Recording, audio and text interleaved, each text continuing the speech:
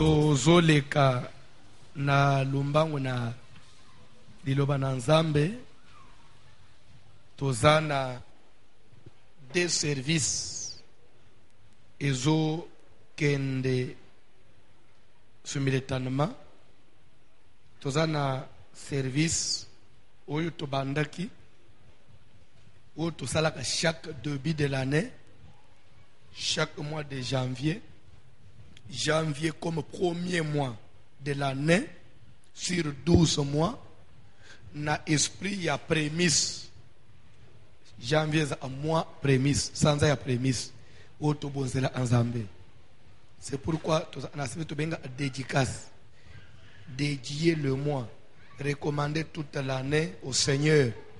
Nous recommandons l'année à travers le mois de janvier, selon qu'il est écrit, si les prémices sont saintes, ajoutez la suite, la masse l'est aussi. Bien, la masse le sera aussi. Amen. Ce qui a liambo et boulisami, oye kolanda, et vous allez payer au boulisam. Prémices ces années, janvier. Si nous avons sanctifié le mois de janvier, les 11 mois seront sanctifiés. Amen. C'est comme ça que nous avons un service à dédicace. Kola Pambulayo. Comme c'est un programme local de la Sega Kalembelembe, d'après la vision que Dieu nous a donnée, et il y avait un programme général de la communauté. Amen. Il y a que tout ça un service. Il y a 40 jours où ils allaient dans thème la délivrance des influences diaboliques de nos familles. La délivrance des influences diaboliques de nos familles. Amen. Comme pour dire que la famille, les influences diaboliques dans une famille est occupée, affecter vie ya muto ya utina famille wan. Vie ya membre nyonso ya famille wan. Nous allons le voir à la lumière de la parole de Dieu. Je crois que vous allez la fixer. Amen. Raison pour laquelle je commencerai toujours par le grand service de la communauté, les influences. Et Nasuka, on prendra même 5 minutes pour la dédicace. Kola Pambulayo. Et je crois que si Dieu nous prête vie, si Christ ne revient pas, dédicace est obligé tout soit un mois, tout 30 jours, bien 40 jours. Je crois qu'il y a une année, tout cela à 7 jours. Dédicace. Vous vous souvenez? Année passée, tout cela qui en 30 jours, un mois. 2016, janvier 2016 à une semaine. Janvier 2017 à 30 jours. Amen. Je crois que l'année où nous avons clôturé le 20. Samedi le 20 et le 21. Nous avons une activité pour nous clôturer, dédicace, pourvu que tout est à la libre dans le service. Tout se concentrer parce que le thème est vraiment très important. Kola Pambula Mutumoko. Yesu Christ Pambula Mutumoko. Ok. Tozo le canalité, la délivrance des influences diaboliques de nos familles. Par influence diabolique, il y a famille. Tozoa qui verset mokolobi na kolinga batangela biso ango bazo tangela biso Genèse 15 à partir du 13e verset. Genèse 15 à partir du 13e verset. Genèse chapitre 15 à partir du verset 13, nous lisons au nom de Jésus de Nazareth. Amen. Nous lisons au nom de Jésus de Nazareth. Amen. Et l'Éternel dit à Abraham,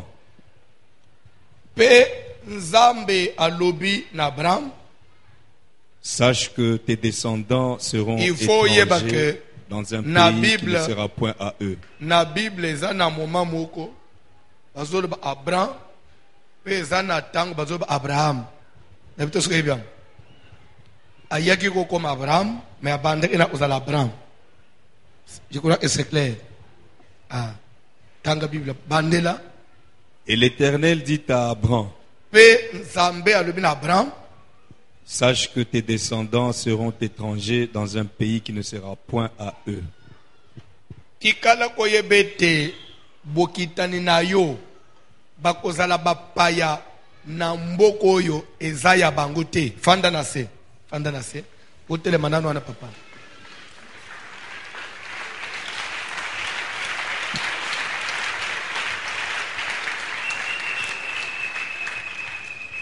Chez les Kassaïens,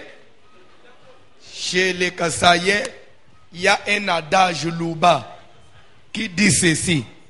Amen. Un adage louba qui dit ceci. Kwa benda nkulu kwa muchi. Alingala ilingo banini.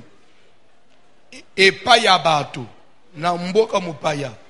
Kuvanda na mboka mupaya. To kuvande pa batu. Ezali kole mutu azali kolo anzete. Zolanda suko za na mboka mupaya. Ozali kole mutu amachili kolo anzete. Suko mutu amachili kolo anzete azala jamais à l'aise. Atanzete angweza itoko ndenge nini. Ozali kolo jamais kozala à l'aise. Ozala à l'aise asuko sale nini. So kitina se. Na lingina lo banini par là. Et pourquoi j'ai évoqué cet adage là? C'est par rapport à la lecture de la Bible.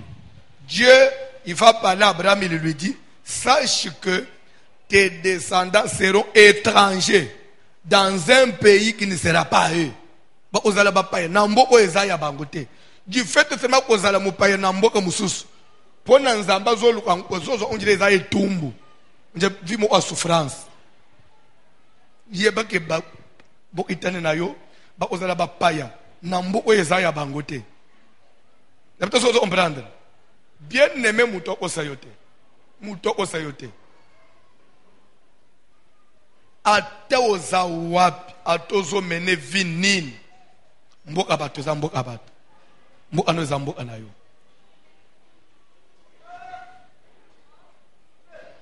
Amen.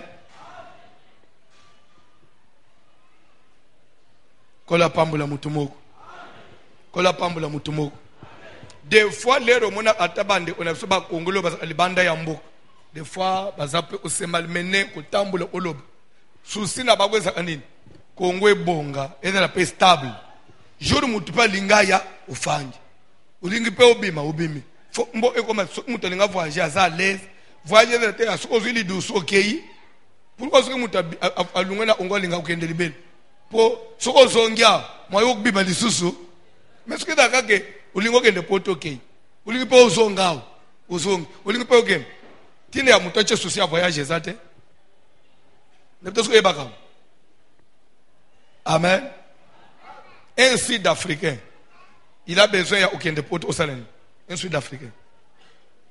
Un Sud-Africain, qui au fanda, a aussi les démarches, il y a un visa. D'ailleurs, Sud-Africain, je crois que l'anglais a changé dernièrement. Mais Sud-Africain, je pense que c'est changé bien dans le bon. Sud-Africain qui est à Londres sans visa. Et peut-être que ça va changer, mais c'était comme ça depuis toujours. Donc, dès que vous avez le passeport, vous sommes bibi au match avion, OK. Puis là-bas, tu n'as pas besoin de Mukanda. Le passeport sud-africain était à la Mukanda à Londres. Mais bagenda raté. Bagenda raté. Au monde a besoin de d'abord chez lui, et ça, des fois, il n'a pas de Kola pambula mutumoko.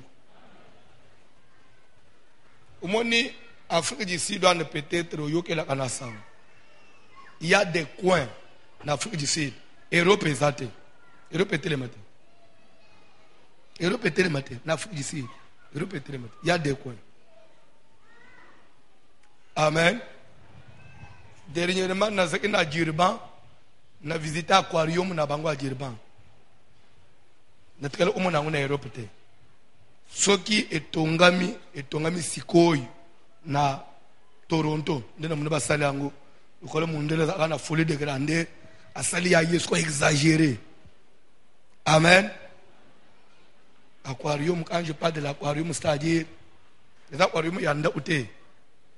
Bon, je n'ai pas le temps d'expliquer ça. Les anatinete. Bref, il faut to sambela pe Congo ezala ke soki mutu alinga bimasaleni izosenga te, il faut kosa, il faut luka mukanda lukuta, il faut sala neto sala kato sala kate.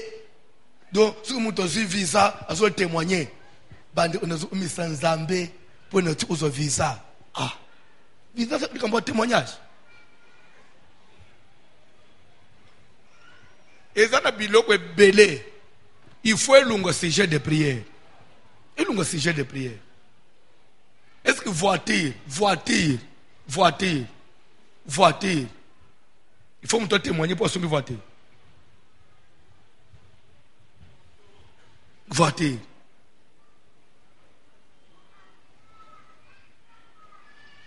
Amen. Kola pambola mutumo. Kola pambola mutumo. Du moment où ils ont un pays où ya Europe actuellement, ceux qui ont un vélo, aux autres qui ont un vélo, ils payent prime pour t'encourager. Ils ont un salaire pour les voiture. Pour encourager les gens à faire la voiture, à vélo. Pour trop de voitures, trop de, comment on dit, trop de pollution et trop d'embouteillage aussi. Trop d'embouteillage. Parce que si tout le monde doit avoir sa voiture, nous allons wapi. Parking est wapi. Mieux vaut battre vélo. Comme ça, nous allons quand même dégager. Mais pas na biso muto sombi mutuka. Bande on a umi sanzambe. Faut tirer un témoignage té. Tirer un témoignage té. Bisonde tout auto somba voiture. Voiture est muto somba té. Ba pesa mutu na musala. Amati voiture ba peso babandi ko kato $50 par mois. Tinandengo ko silisa nyongwa voiture oyebite ko futi voiture. Ko silisa yango boy bebisyo ke ekomi pay yakana. Luka mo aye o libera ngo zo mususu ya sik ya sachet. C'est-à-dire que il faut nzamba sunga, nous devons aussi prier même pour mboka, toujours prier même pour ba vie. Et ça na parce que un jour exemple l'église là. Tout ce qui n'a pas prié ya avant tout ça na intercession bazo sambela nzambe batela bafu les zikate. Est-ce qu'il faut intercession na intercession sambela pour na bafu nzambe na biso tozana prier simba ba Jean Esnel bakata courante nzambe simba cabine zikate simba transfo basale de l'estage te to bandi usala ba prier wan. Est-ce que ngai na kipa asukura awa courant ezala te avant na bandalité bazolungola courant bacha groupe na mtoso ebaka bongo na te ana courant te pona nini eko kata na katikati eko sotese biloko ebele ndenga na terre boy ate courant eza balungola courant bacha groupe poni po ya sire te to kontaka likolo na ngote na konyoko le pe bana batho ba sambele pona ngote to suto le niveau wan tout comme on ne peut pas prier pour les bafous. Ce qui m'a fait katiao, to bimisi mususu tochie, to sambele pona bafule pona ni.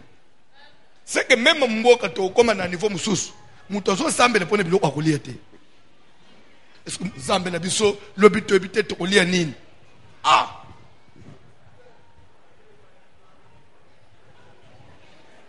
Sambele biso spambola ngai na zombongo na bana. Est-ce que ko ba les problèmes ya muto sala prière? Bref, nzamba zo ebisa Abraham bana no bakozala bapaya na mboko ya bangote. C'est que kozale pa ya bato na nzambe na lo na zo trouver que ezaka bien te et pas na yo et pas na yo mundenge na te yakao na chaka munokwa parce que c'est mon pays. Na minito ce qui na bandi côté na Nigeria na ko tenir langage te ko tenir ngote parce que après prier ba otuna ngai yo, comment tu as dit ça? Mais ici, je sais que, attends le lobinine, des fois, Nanzela, roulage à télémission, na tchemuno. Yo, yo, penunga una. Après, tout depuis que tu as na lingala, aza, moi, namboka. Bon, roulage, ya fruit d'ici, na yo. Nazana boboto, usanate. De père que, ayo, otunanga, isa mukanda na yo. Et lungwe ya carte rose, et donc a permis est-ce que vous en avez mboka C'est pourquoi n'importe babanga kambila koleka na nzambe. Policier babanga de père elungwa ya uzana mukanda. Mais awo utuna mukanda. Elongi nangeza mukanda te. Elongi nangayo za mukanda mboka te.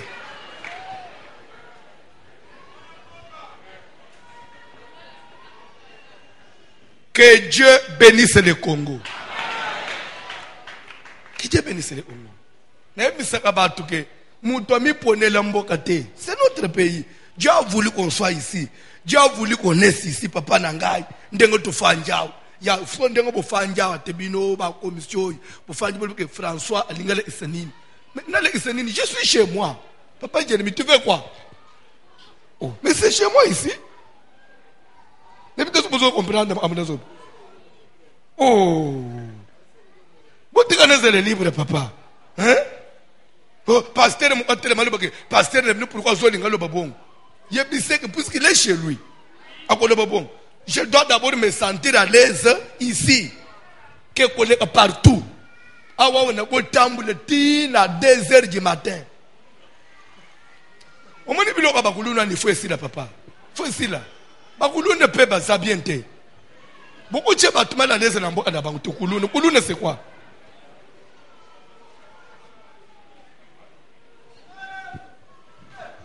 Tu as la prière pour le bango.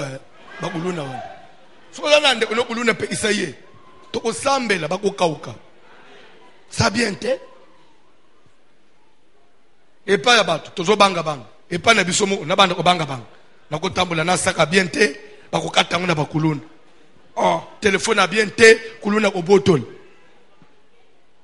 Na lunga na page wana. Na siliki déjà. Siliki mabe. Bino pe bo rappeler nga ya kuluna ndengeni. Pesi nga kanda. Kola pambola mutumoko.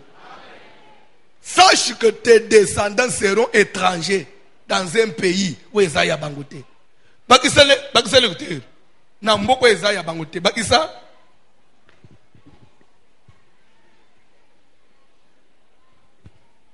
ils y seront asservis. Balobinin, bakozala dominer. Pourquoi on va les asservir? Puisque zambo kana bangote. Ce que c'est que pas na bango, muto ko servir bango azate. Bakozala dominer. Dominer na bana na bakolomboka. Tala o mazamba zo réfléchir. Bakozala dominer. Toge papa. Et on les opprimera pendant 400 ans. On va les faire souffrir. Pendant 400 ans, pour faire souffrir bango. Landa, Israël et Sikoyo, makambo nzamba pesia comme prophétie. Et arrivé na moment moko, et kokisami. Ba descendant Abraham, ba mi uti ba komi en Égypte. Ba komi asservi. Ba komi opprimé par les Égyptiens. Ba zo souffrir en Égypte. Pas puisque bazana nyongwa mutu. Bazo souffrir en Égypte. Pas puisque basali lisumu moko soit likambo moko ya grave. Nde ba pesi bango etumbu te. Bazo souffrir parce que bazabana ya Abraham. Kaka po babotami na Abraham. Nde etumbu ba memi na mukili. Elingi kolobani passage opona yo ezo enseigner yo nini. C'est que na mukili mutu ko souffrir. Pas parce que ça dit quoi que ce soit, non. Tout simplement parce qu'il est de telle ou telle famille. Nde souffrance et l'andier. Nous avons pas cette prophétie. Abraham a zana nous stérile. Nanu ba changer ta kombuta comme Abraham, azana no Abraham, nanu botite. Mais bazo bisike ba na yo ko bota la longue. Ba kende mboka mupai po ba souffrir. Ba omoni sa bango passe. C'est que ba passe nyoso ya mukili. Ezateka pas parce que mutu atambuli mabeto asalini non. Et dans la passe ya famille, influence. Suite na di bota yo botami. Il y a certaines lois. Et dans la puissance mususu. Ba puissance wana ezo sala ke bana basi ba botami na famille telle. Bangu fo badela na souffrance ya mariage. Bazo amabala na passe. Soit ce que bazo mabala et dans mi bali mo omoni sa bango passe. Et dans mi bali oyo ataza kana mbom mwasa mona angote. Oyo mona mobali mususu. Amen. Chaque jour, ce qu'il y a yena ndako, na sachet des chemises mona zoba o bakabeli ngai lobi soka ye adefi jamais ya somba jamais mona na sachet wana liputa mwasi te nepto sobe mabala bongo zala yo pe mwasi soko bunji na ndenga wenze te okate mil osomba pe ate loko okonzuluka ce n'est pas son problème mibali ya bongo bazala mais pourquoi kaka yonde foko ya na mobali ya bongo mabeni ni yosale na mukini influence diabolique ya ba famille papa John tanga Bible Exode chapitre 1 entre le verset 8 tokende o comprendre ce que temo sujet otozana c'est ça sujet ya omema na blague omema na blague tanga Bible. Il s'éleva sur l'Égypte un nouveau roi. Awa siko bana na Israël ba mikuti sikoyo profession nzamba pesaka koko na bango ancêtre na bango ese ko kisami ba mikuti na mboka na Egypte pe na mboka na Egypte ba kenda kata na idete ke ba kutikala kuna libela papa umuni makambu na mukili oyo ezana biloko mususu okumikuta na vi mususu oyo kanate jamais mwana mwasi nyonso ayeba ke mobali osuki na baliye enjula kotikela nga maladi akobala yete suki ya oyeba avant okobala mobali oyebike enjula kotikela nga maladi na ukufukobala ye sote mobali ondenga na zobala ye boy akobotsa nga bana misato après usundola nga na bana nana ulinga libala ndengona mwana mwaso ondenga na zobala ye boy azana misala molili akweko baby sevina nga nyonso yokobala ye mutu moko ta yeba akenzela na zokendoyi na usufrire bana na isela bakenda na Egypte na ide teke bakotikala libela bakenda na Egypte na ide teke bake omona passe au contraire bango bazwaka ngo visitation ya Nzambe bayoki sangu ke mwana na bango Joseph ndakomi mukonzi ya Egypte biloko nyonso ezana maboko na ye nde bake na ide wana toke ko lia toke ko sepele pelere bakomi bayambi bango lokola ba prince na Egypte bapesi bango liberté nyonso. Nous sommes derrière ça. Il y avait un malheur qui les attendait. Les Balaka, les Baloye Salamaka, Sal de Feto Louaki, ce qui y a Koyeba, que les Balouane les locaux comme ils sont place aux arts. Nakatetonako.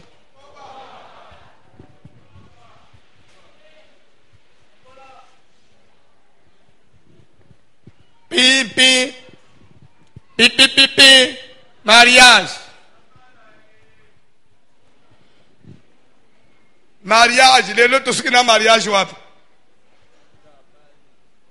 Les lotos qui n'a libala wapi na tuna yo Ce qui y a koyeba.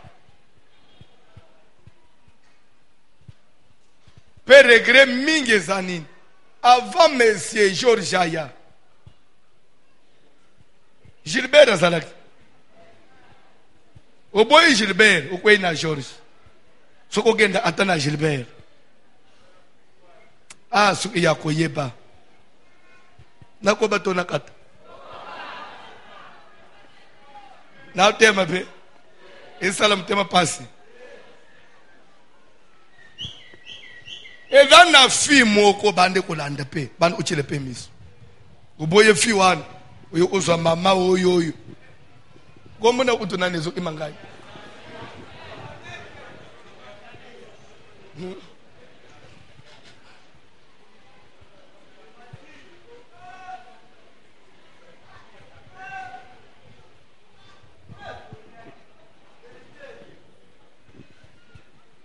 amen lelo yo osuko njire so abeteli mvula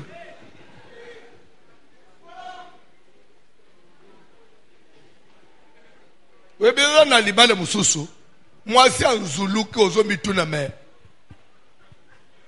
eza nini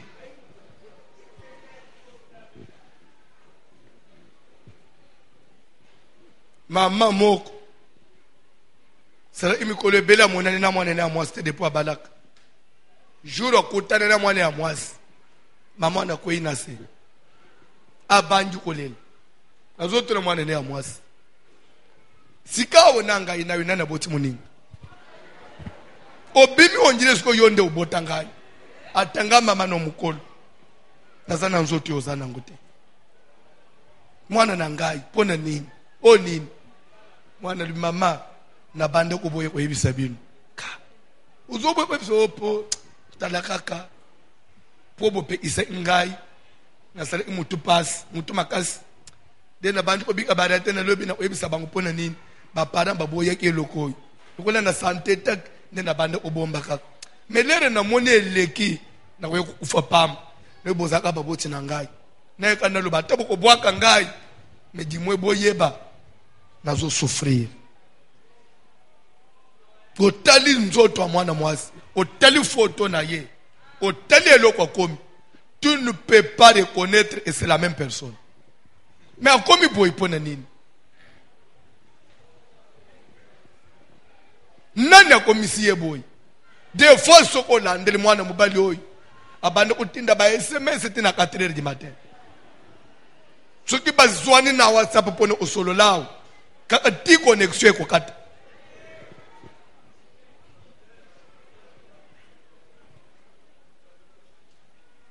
la vie lobanano la vie nous réserve beaucoup de surprises bana ni Israël bazokende bakesengo me bakekomikosa na ngamu Bible zoba lere ka Joseph na bango akufi lere Pharaon ayambaka bango akufi histoire ya mukile sele nini échanger babanji ko bika Egypte mususu il s'éleva sur l'Égypte un nouveau roi qui n'avait point connu Joseph frère ya bana d'Israël.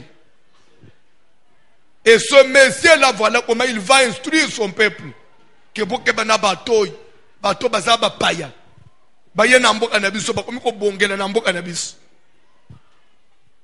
bien aimé na yebisaka bato toza biso na biso ba Congolais tika motema mabe envers ngai pena tika motema mabe envers yo mutu abongela na mboka na ye mais soki na mboka na ngai na sombi mutuka ezo salozo pona nini siko nakende ochangu wapi bana ni sile bayokeli banguzo pourquoi bazaba paya bazobongele pana biso sike mutu esengela bongela wapi mais pourquoi ozobonge pana mino bazobongisa yo alingala isanini oh mais c'est chez moi amata zoebele tonga atanzamba peso mutu kandengeli ntambula nangu to intimidé yote lo apamba pambwana bazo yokela bango zoke bango bazaba paya bayao koma babongelao c'est comme ça que Pharaon a bandu pour monter son peuple contre les bannes d'Israël. Tala mabe ya mboka mupai tala mabe ya uvande pa bato ndo mona même uzoboka mananda umoko boy soki yo mwana wo bazoboko okomi mayele koleka bana ya mukolo nda una class abanji ko silika koma yazala mayele bawe ya ngai bazozwa te kokole pa bato tikanzambe na lola sungayo. C'est pourquoi kozala mwana etike za apasi soko moni nzamba mi pesa titre yake je suis le père des orphelins le mari des veuves saka ibike ba veuve ba souffraka na ba orphelin ba souffraka oso banji ko bota bana ko luka liwa vante bana nonani ba qualité ya place ofanja nyonso ba yebisaka yo olingi ko yokate ozomela masanga oyeba kateke masanga epesa abantu ba malade ba cirrhose type la sofanya chrétien omela tina ba whisky ozoba inconvénient nango te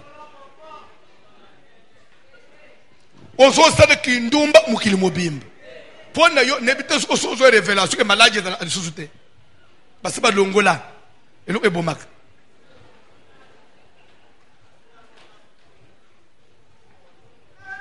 nakoba mais muto ya zo meme vibo yoy ozana bana mike lobi kotikela bango nani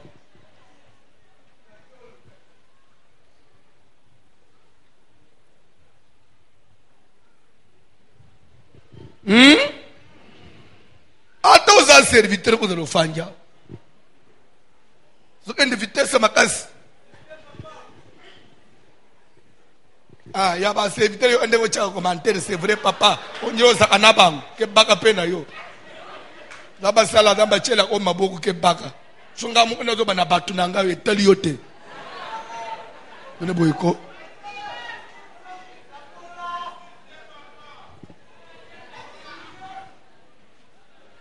Zamba pambule bino nazo koba. Ndelo unalingela kalembelembe. Liteye moko mais ozomi retrouver na makambo nyonso. Ndeza a différent na si tu pries chez les voisins. Tout le monde prêche, mais c'est différent avec les voisins.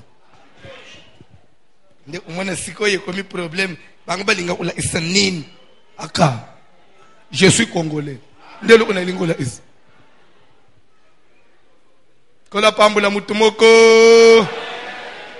Les orphelins. Papa, pourquoi vous avez dit orphelin? Vous avez dit orphelin na mukili pona ni. Oboti bana na yo kolisa bangu yo mo place ofanjwana. Ya ozobota ozanga frère. Mukolo na zobota kaka.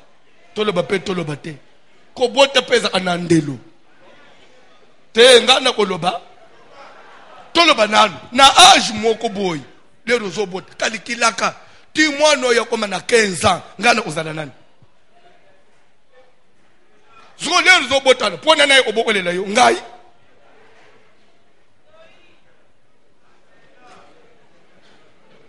Ya ozobota siko na calcul ozobake François na biso azali. Okosi. Te il faut kusunga aba congolais. Mama eza na age moko faut kokata. Bana no bazobota. Yo mama uzobota nana omema mwana ya nani ata soni te mamu kolona zemi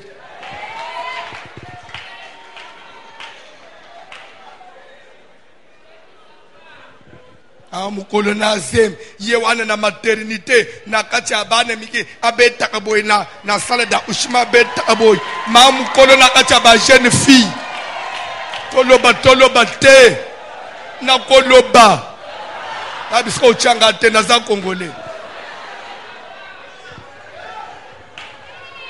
mamu kolo nakati ba jeune fille bana mikenete bana ne ba stagiaire ba yaka munganga yako tala mungange bano ba koko na yo pema te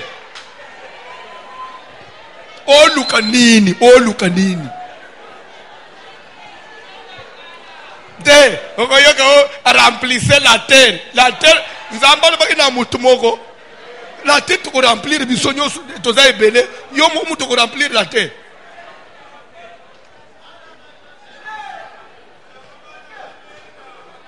tolo banan tata mukolo na bebe neta ko kweya yo na mabo omone pa linga omema pezanga mwana oza tata mukolo na bebe neta kweya yo na maboko po otika ye na age nini nana tika loko boko na mwana otika lo orphelin mwana ko banda olelelele minervan mwana ko zela baninga bazo sel examen ya zali banda zoleni wana papa wapi na kinkoli basaba kunda ye dalaga na mawana ba bebe ya bato kunyoko lebikela mwanzambe te okoli kata suki distraction ezo zanga yo yakaka veye tolala kao ça va diminuer certaines fréquences. Viens ici on prie de minuit à 3h30 tu vois déjà tu quittes ici 3h30 tu es cassé avec le sommeil au Kweiboy. Au surtout 8h, il faut que Moussal. Au Kobosa n'a pas ma moussous. Et ainsi, de suite, vie pékei. Boni boyko, papa.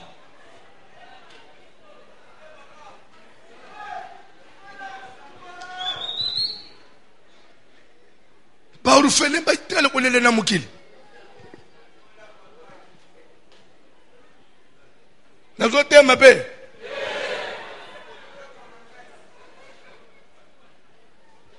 na papa kulutu na bino zo bote yebisike voiture le matei.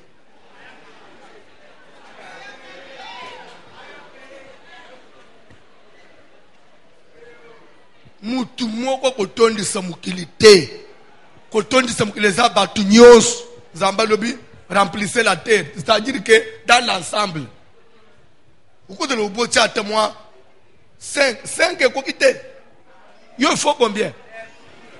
18. Ah! Donc, on est le casier n'andam. Mais tu es méchant?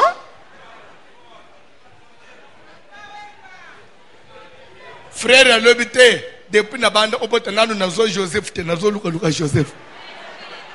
Nazo rechercher nano Joseph. Na botana po na ibité Joseph nano ayete. So ya yo Joseph bachena 20e rang. Luka. Kola pambula mutumoko. Zambali bakomoni sabango pass. Itirele ba se retrouver na kacha pass. Fada wa yebisi tomoni sabango pass. To limiter même naissance na bango. Misala to imposer bango misala pass. Papa John tanga Bible na komi na suka. Tanga Bible. Tout le monde bien? Il dit à son peuple, Fada wa na yebisi li botana ye. voilà les enfants d'Israël qui forment un peuple plus nombreux et plus puissant. Voilà ces étrangers.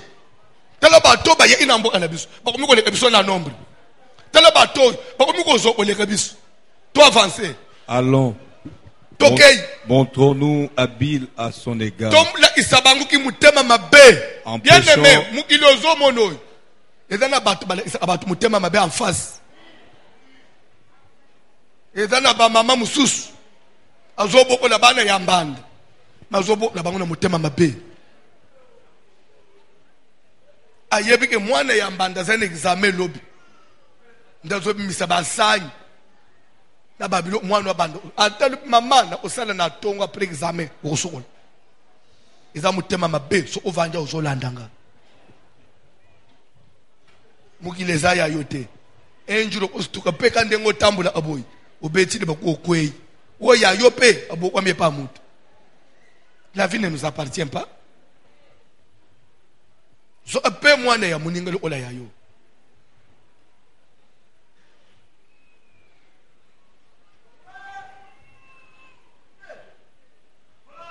Bona msuplace afanja dole bake yebilo azote ya wana yako kisango nyonso. Tepoyo yo ufanda nanga ukutana ukisango te. Te fona reponda kabatu po lere kule kana mitu ko landa bilo wana te yako isango nyonso. So mutu abonde mutu amutema mabe. Ah. Mutu amutema balinga baloba elo azo salate. Tele memo fanja mama mutema mabe bazalaka. Kayibi ko fanda na batu te. Basemeki nyonso yo fanda na bango okimisa bango. Musaba semeki nyonso. Ya yonda mutu alia kate, ya yonda mutu umela ate mutu anyata kate. Papa ya mabe, pa mabe.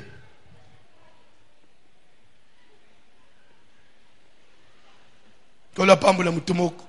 Tanga parole de Dieu. Allons. Montrons-nous habiles à son égard. Empêchons qu'il ne s'accroisse. Et que s'il survient une guerre, il ne se joigne à nos ennemis pour nous combattre et sortir ensuite du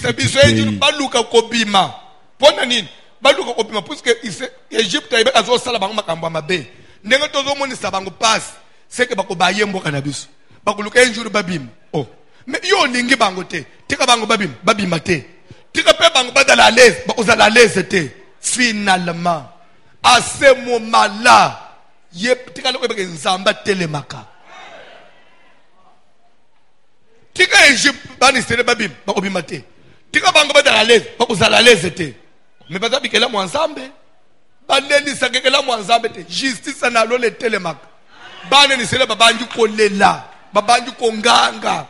Bible zoba ke nzambe na lo la telemi mutu akeseni na ntaba kolela na singa akolela na singa ukobeta ntaba ti ozimbelo kati ye mutu lolo etalaka te mpona nini eza ekelamu ya musunyi bato baliaka nzambe ofrango lokola bilei ya mutu mutu oboma ntaba na n'importe quel âge Dieu s'en fout, c'est prévu comme ça. Mais ekelamu ya mai na makila créé à l'image de Dieu atazade lo opamba makila mutu engangaka makila mutu elobaka.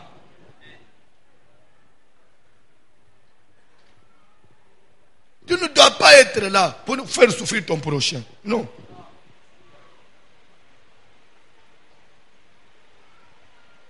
Baneste babani kolela. Bamitali bazana incapacité ya kobeta Egypte. Et pas na bango musika. Bayaki bayekolia bakangami na boloko.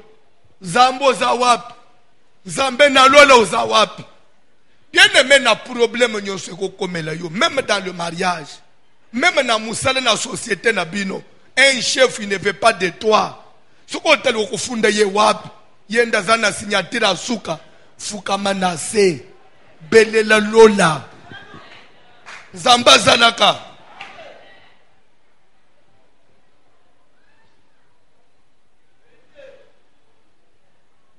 Kola pambola mutumoko.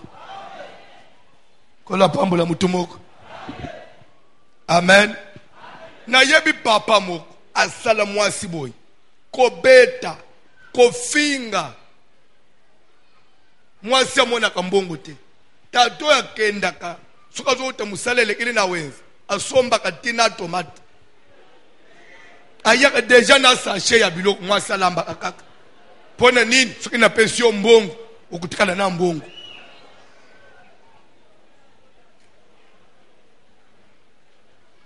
mwasi atali et pas na biso pele okende na ofanda wapi si tout c'est pourquoi bosambele ndenge tozo tambola boy uboti bana na yo nzambe pe pambole uzala stable mubali soka yebike mwana mwasi uti na famille ya pass azonyoko la yo et pas na bino nani akoloba boko changa wapi bato a pass mwana mwasi patele pas na biso na okende wapi kuto et pas na biso il faut moi muke oyi bayaka na ngwao soki na kati na tindi nde balie mwana mwasa se soumettre na nyonso yo somoni bazo sale lo wenzi yo lamba akaka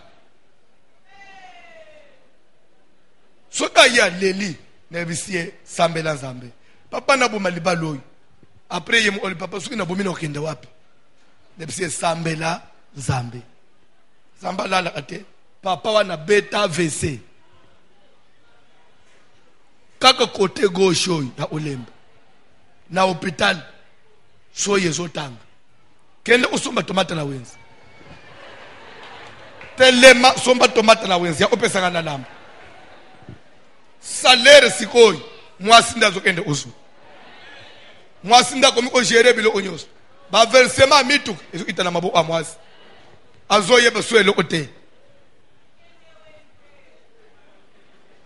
AVCP kufa akufite abiki atikali sikoyo paralysé tambula atambulite akoti ndako chez Roland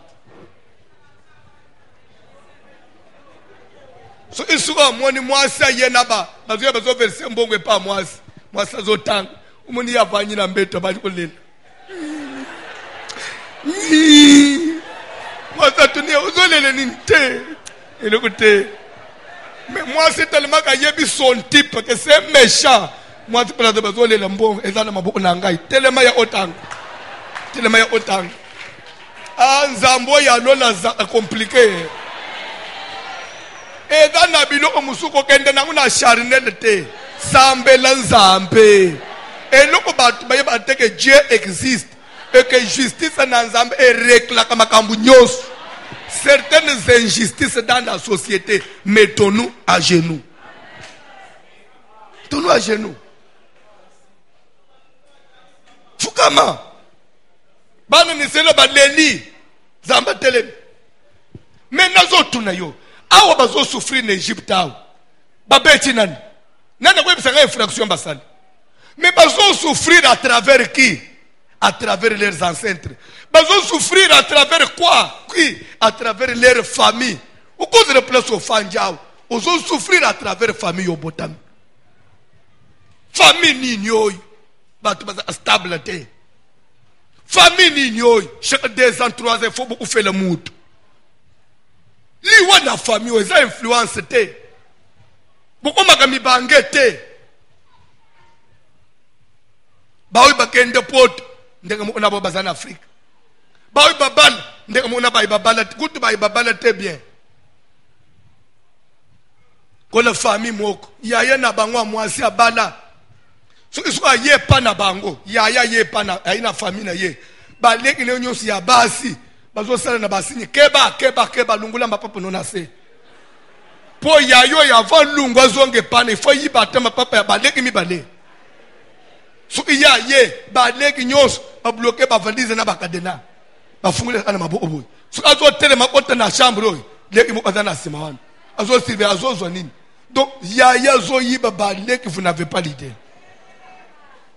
Pona nini azana passe. Est-ce que ndeli bali fallait kende? C'est quelle famille ça? C'est quelle famille? Ozana obotami na famille nini? Famille ekondana ka mutu. Famille pe tombola ka mutu. Tokolo bakana négatif te. Eta pe na bana mususu depuis abotama amata taxi te. Po akuta mituka ezolala na lupango. Abotama ayebi ko futela te. Po akuta papa banda mususu ezolala vide. Ayebi tende nga bagenda kuluka mukanda na poto. Asa africain, batana tena kuluka mukanda na poto te. Po papa na bango bakutaye bien. C'est famille oy et propulser ye. Famille oy influencer vie na ye positivement. Ba toi na bazana mukili yao. Même na mboka na biso, il y a des familles. Bano babotama depuis Mobutu, bango bazala kaka. Bango belia kaka. Bango badela kaka na ba grade, badaka na ba fonction.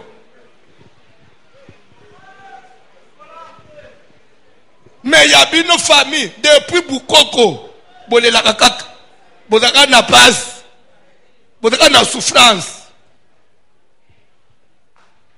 Ce que mutu abimisi mutu muke ba fini.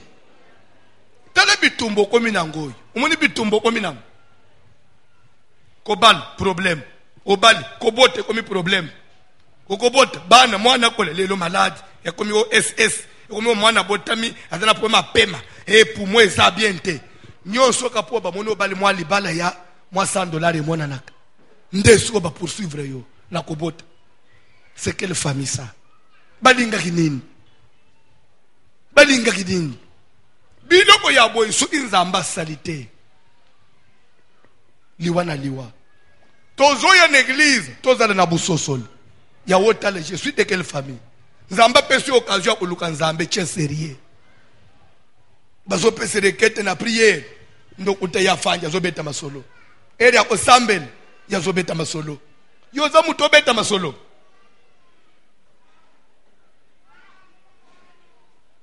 Na pesi au passage lobi. Genèse 24 verset 47. Eliezer atenda mina Abraham akende kolukela Isaac mwazi. Eliezer asambeli nzambe mwana mwasi oya kobima oya na kosenga mai oya kopesa mai pona ngai pe pona bibwele ye wana nde signe confirme ke nde mwasi yo destina pona Isaac. Lere Rebecca abimi Eliezer ameki ba signe nyonso ekokisami comme si on dirait solo la Rebecca. Alors effectivement, c'est celle-ci. Mais je ne peux pas m'engager même si Dieu a parlé. Je dois savoir elle est de quelle famille. Pourquoi il faut y avoir famille? Il faut y avoir famille. Alors je l'ai interrogé la jeune fille. J'ai dit, de qui es-tu fille? De qui es-tu fille? Tu sors de quelle famille? Ton père c'est qui? Maman n'a bino nani? Libota n'a bino libota nini? Azolinga yeba nini? Influence nini koza na sema ya mwana mwasi oyo? Ya déception? Ya kindumba? Ya bilekeli mabe? Ba femme porte malheur bazalaka. Femme porte malheur. Aye pour détruire yo, au balayer, c'est-à-dire que au cacher ya yo vie. Tout comme aussi les hommes portent malheur bazalaka. Abalio c'est pour te détruire. Abalio c'est pour cacher ta vie. Soko tali ba semeki no nyos. Ba sina bango vie beba.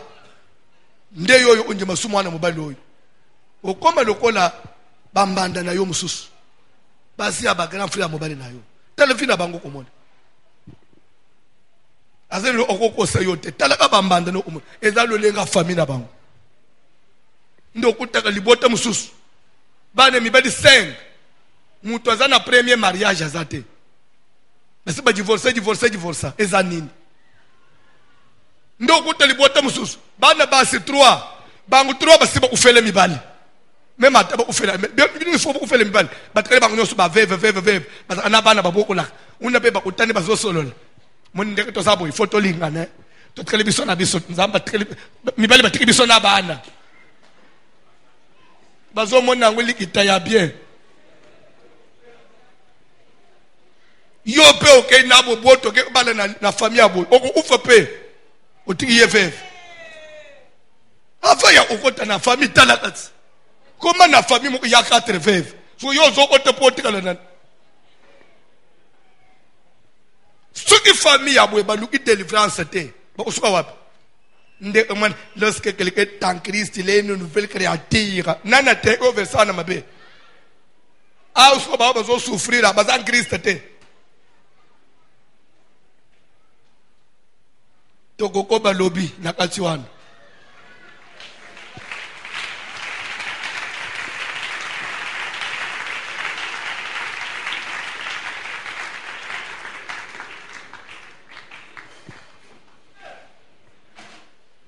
Kola pambula mutumoko.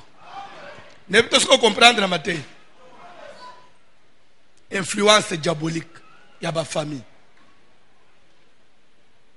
Zamba to bazo tambula. Azana moto mo elanda yena sim. Ya famille na bango. Amata kita akosuka mabeka na ndenga famille na bango.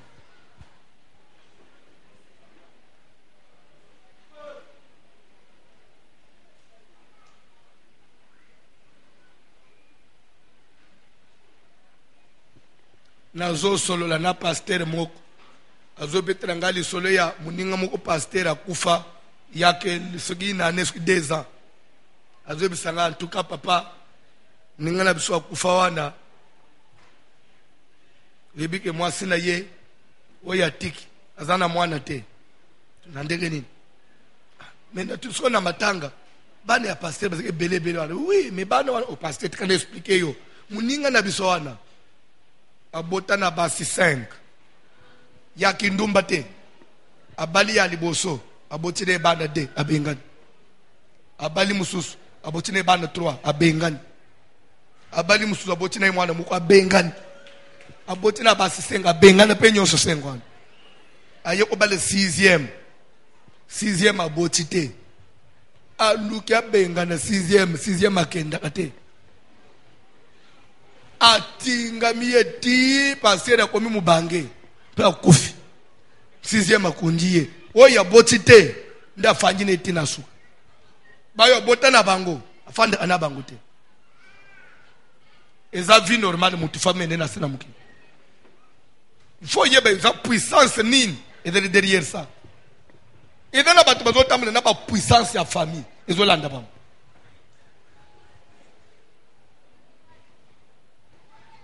Et le quoi bien et pas nous umela ate. Et le quoi bien et pas nous esimba ate. Le baya mabe ndetinga ma anayo. Le ba feu.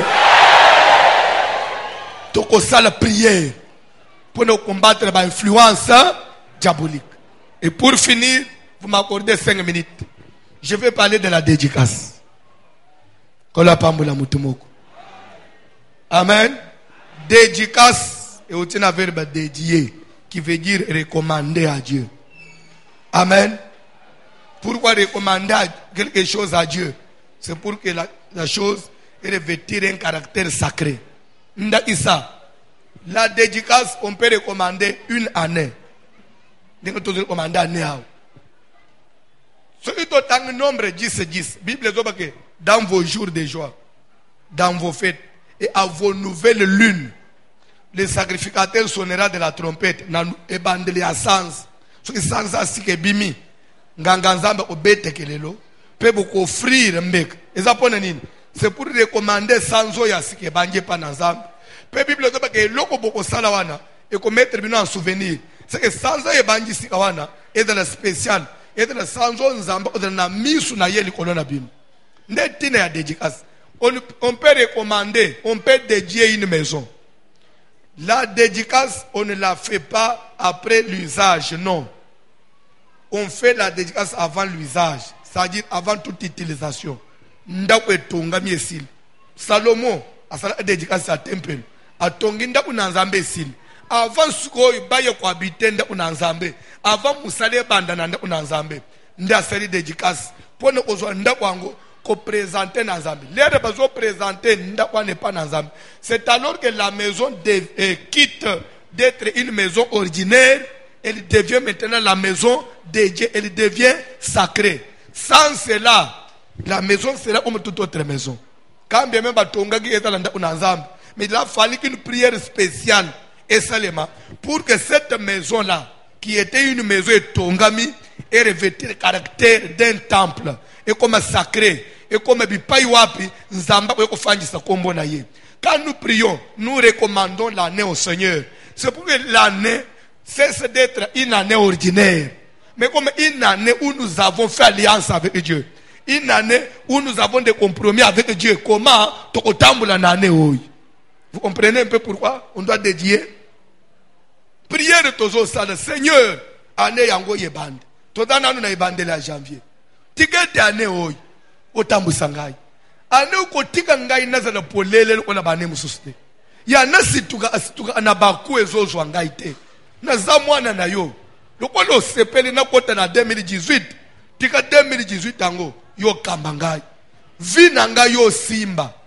Volonté ya mutu wa mukileko isamali kolo na ngai te. Mais ya yo volonté salanini est dominée. Et ça n'est pas parce qu'une tierce personne se lève dans un coin. Alors que Songolo va opérer. Yo pe ba opérer yo. A kosi. Liloba na ye. Et ça na place ko kote le te pone nini. Ane o na banjangu na nzambe na ngai. Na recommande mikolo ane o pa na nzambe. Ne bisi nzambe avant toute démarche. Yo zala liboso. Nyonso na ko banda. Lokona na che nzambe liboso. Soko luki ngai makambu. Oko utana na nzambe o nga na che liboso. Umoni tena dédicace. Telema likolo to deja ane au Seigneur. Telema likolo. Bayembi cantique. Tozo kende bien? Bayembi cantique. Tout ça, j'ai fait de sorte que au perdre l'image à dédicace. Tito ko glotiram.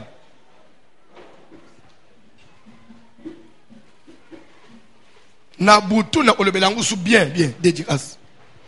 Bayembi cantique.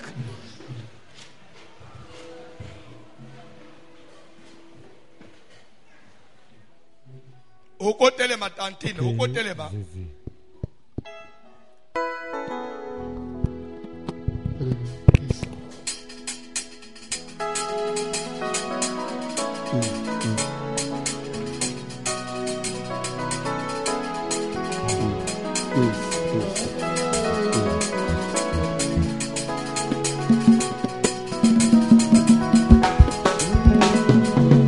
Kozala mosika na ngai te, zala pembeni na ngai, yo nganga nelonga.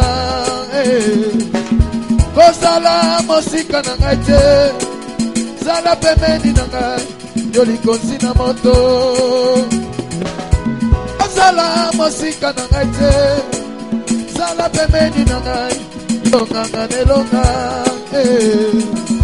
Kozala mosika na ngai te, zala pembeni na ngai, yo likonzi na moto. Kozala mosika te, kozala mosika na ngai te, Yahweh yo, zala pembeni na ngai, yo nganga nelonga. Kozala mosika te, kozala mosika na ngai te, Yahweh yo, zala pembeni na ngai, yo likonzi na moto. Kozala mosika te, kozala mosika na ngai te, Yahweh yo, zala pembeni na ngai, yo nganga nelonga. Kozala mosika te, kozala mosika na ngai te, Zambe na ngai, zala pembeni na ngai, yo likonzi na moto. Botika ngaite o. Botika ngaite Yesu. Papa ye. Botika ngaite Yesu. Botika ngaite. Sala pembeni na ngai. Yoka kaneloka. Botika ngaite o. Botika ngaite Yesu. Papa ye. Botika ngaite Yesu. Yesu na ngaye. Botika ngaite. Yahweh. Sala pembeni na ngai. Yonikonzi na moto.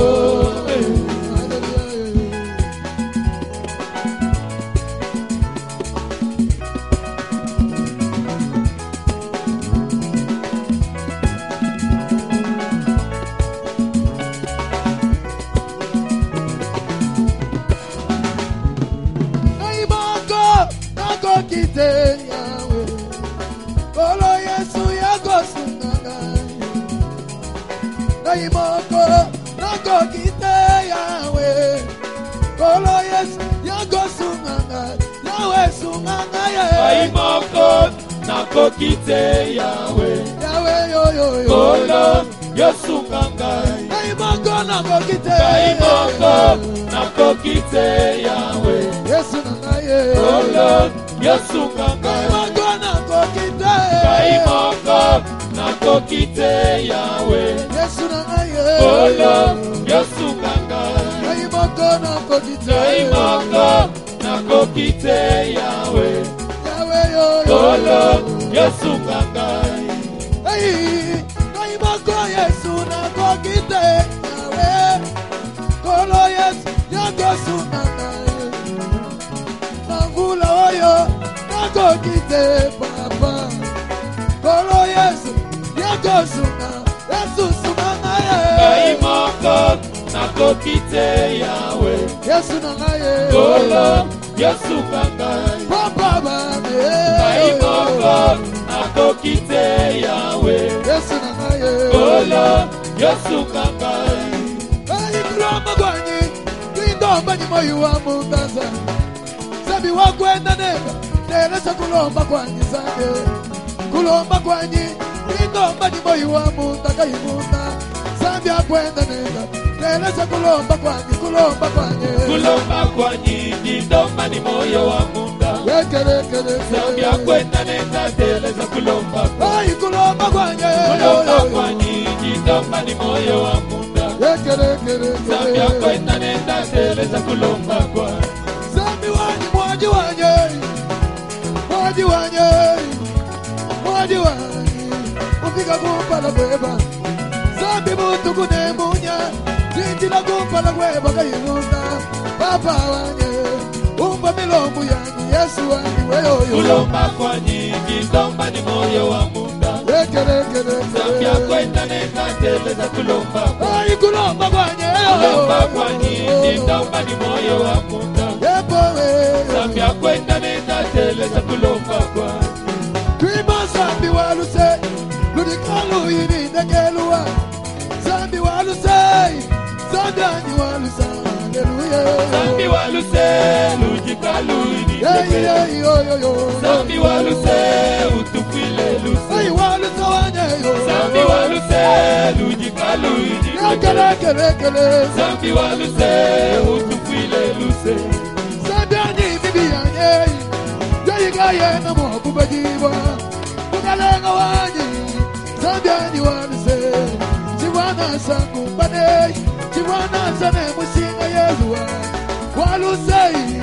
Zambi wanyi walusa. Hallelujah. Zambi waluse. Lujikalu ini Zambi waluse. Utufile luse. Hey, walusa wanyeyo. Zambi waluse. Lujikalu ini Zambi waluse. Utufile luse. Hey, Kwima zambi wajinanga. Jinanga jatendelera. Tudikumpala kwa mujimu zambi wanyi. Kwima zambi wajinanga. Jinanga jatendelera. Tudikumpala kwa malu utumbalele. Wajinanga utumbe. Zambi wajinanga. Jinanga jatendele. Hey, wajinanga. Tudikumpala kwa malu zambi wanye. Chini mucheti chabangi. Zambi wajinanga. Jinanga jatendele. Tudikumpala kwa malu nzambi wangeyo Twimba nzambi wajinange Wajinange Tuli kumpala kwa malu nzambi wange Twimba nzambi wajinange Wajinange Utubalelwe Wapiji wangeyo Nzambi wajinanga jinanga jachendele Tuli kumpala kwa malu nzambi wangeyo Wajinanga Yesu wange Nzambi wajinanga jinanga jachendele Kele Tuli kumpala kwa malu nzambi wangeyo Yesu na Yesu